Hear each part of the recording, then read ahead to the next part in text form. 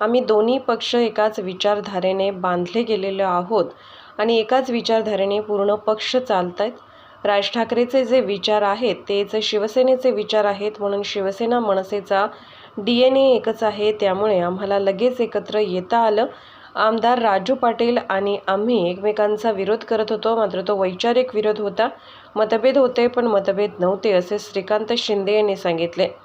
आज 1 मे महाराष्ट्र दिनाच्या निमित्ताने डोंबिवलीच्या सावित्रीबाई फुले नाट्यगृहात मनसेच्या वतीने पदाधिकारी आणि कार्यकर्ता मेळाव्याचे आयोजन करण्यात आलं होतं. या मेळाव्याला मनसे आमदार राजू पाटील, मनसे नेते बाळा नांदगावकर आणि शिवसेनेचे खासदार डॉ. श्रीकांत शिंदे उपस्थित होते. यावेळी बोलताना श्रीकांत शिंदे यांनी काही लोकांनी विचारांशी स्वतःच्या स्वार्थासाठी, खुर्चीसाठी या विचारांची फारकत घेतली म्हणून उठाव झाला आणि पुन्हा महायुतीचं सरकार बनलं असा टोला उद्धव ठाकरे यांना लगावला. ज्यांनी बाळासाहेबांचे विचार सोडले त्यांची काय परिस्थिती होणार ते येत्या 4 तारखेला दिसेल. 4 तारखेला दूध का दूध, पाणी का पाणी होईल.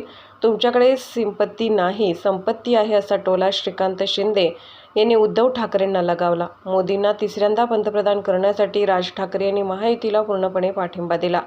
ही युती जेव्हा झाली तेव्हा एक विचाराने झाली आणि त्या विचाराबरोबर जोडण्याचं काम हे राज ठाकरेंनी देखील केलं. आता जेव्हा एका विचाराचे पक्ष एकत्र आलेत, मला वाटतं जसं काम या 2 वर्षात झालं, अजून चांगलं काम भविष्यामध्ये होत राहील. ही युती तात्पुरती नाही तर महाराष्ट्राचे भविष्यासाठी ही भविष्यात देखील राहील असे कार्यकर्ता म्हणून अशी अपेक्षा असल्याचे श्रीकांत शिंदे यांनी सांगितले. त्यामुळे श्रीकांत शिंदे यांनी या वक्तव्यातून मनसे, शिवसेना, भाजपा युती ही विधानसभा व महापालिकेतही असेल असे संकेत दिलेत. 12 तारखेला 12 मेला कल्याण डोंबिवली या ठिकाणी राजसाहेबांची सभा आहे. त्या सभेला ते संबोधित करतील. त्याला स्वतः खासदार साहेब असतील, कदाचित CM साहेब असतील तर ते उपस्थित असतील. पण ती महायुतीची सभा आहे आणि आता महायुतीत आम्ही असल्यामुळे महायुतीची सभा आहे ती. त्याच्यामुळे आता काही सभा काही वेगळ्या नाही होऊ शकत, एकत्र होणार. त्याच्यामुळे ती सभा 12 मेला होणार आहे. मी मगाशी भाषणामध्ये सांगितलं समज की आम्ही दोन्ही पक्ष जे आहे हे एकाच विचारधारेने बांधले गेलेलो आहोत. एकाच विचारधारेने जे आहे दोन्ही पक्ष चालतात.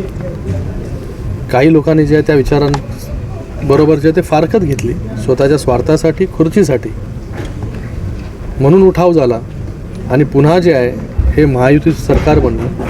आणि आता त्याच्यामध्ये जे आहे हे मनसे पण आणि माननीय राजसाहेबांनी पूर्णपणे बिनशर्त पाठिंबा दिला. मला वाटतं राजसाहेबांचे जे विचार आहेत ते शिवसेनेचे विचार आहेत. म्हणून जो आहे हा DNA जो आहे हा हिंदुत्वाचा असेल, बाळासाहेबांचा असेल, सावरकरांचा विषय असेल. हा DNA एक असल्यामुळे जे आहे ते आम्हाला लगेच जे आहे ते एकत्र येता आलं.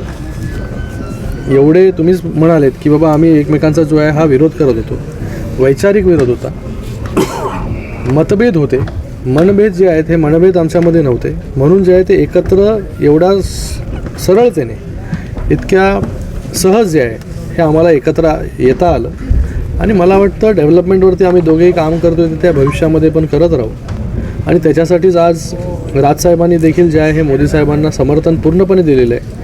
देशाची धुरा त्यांच्या हातामध्ये आहे. त्याला अजून मजबूत करण्यासाठी, पुन्हा जे आहे तिसऱ्यांदा मोदी साहेबांना पंतप्रधान करण्यासाठी जे आहे हे राजसाहेबांनी महायुतीला पूर्णपणे पाठिंबा जो आहे हा दिलेला आहे. हा पाठिंबा तुम्ही सांगितलं की मग मला वाटतं की एकदा आपण जेव्हा एका विचाराने एकत्र येतो महाराष्ट्राच्या भल्यासाठी, इथे कुठला आकडा नाही आहे की कोणाला किती सीट्स. मी मगाशी पण म्हणाला की मला लोक विचारतात की आता शिवसेनेला 15 सीट्स मिळाले, बाकी राष्ट्रवादीला इतक्या सीट्स मिळाल्या, भारतीय जनता पार्टी इतक्या सीट्सवरती लढते.